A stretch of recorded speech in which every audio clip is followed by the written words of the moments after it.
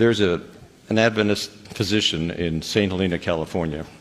Her name is Dr. Arlene Taylor. If you want to write that name down in the back of your bulletin, take a look at her website.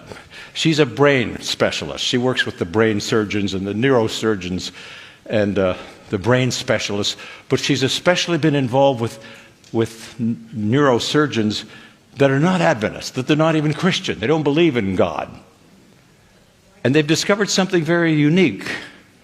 Jeannie actually went and heard her, did a powerful research about the brain, and I've gone to her website, communicated with her. She reports about these non-believer brain surgeons and specialists who are now doing laboratory experiments on, are you ready for this? Prayer. Now, I took chaplaincy at Loma Linda and so forth, and I know that the hospital doctors and surgeons are always happier when an imam or a bishop or a priest or a minister or a person will come in and have prayer with the patient before surgery. They couldn't understand it, they don't understand it, but they know that prayer makes things go better for the patient and the family. But how do you prove that in a laboratory? Because science in medicine is all based on testing and laboratory. You know, you've got certain drugs, you take some of the real thing and the others are placebo, right? And then they decide which ones to put on the market. How do you test prayer in a laboratory? You know, Ellen White says something about this. She says that when we pray, the brain emits electrical impulses.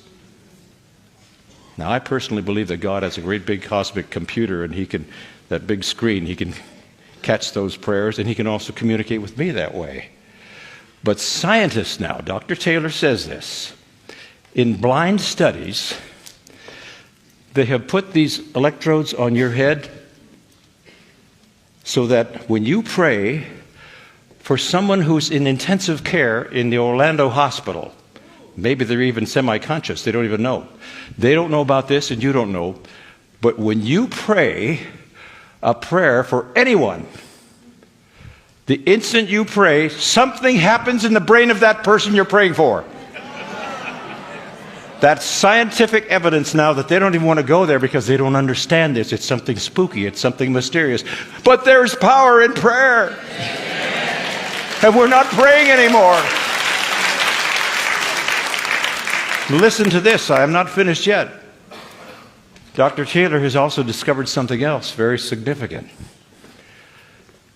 And that has to do with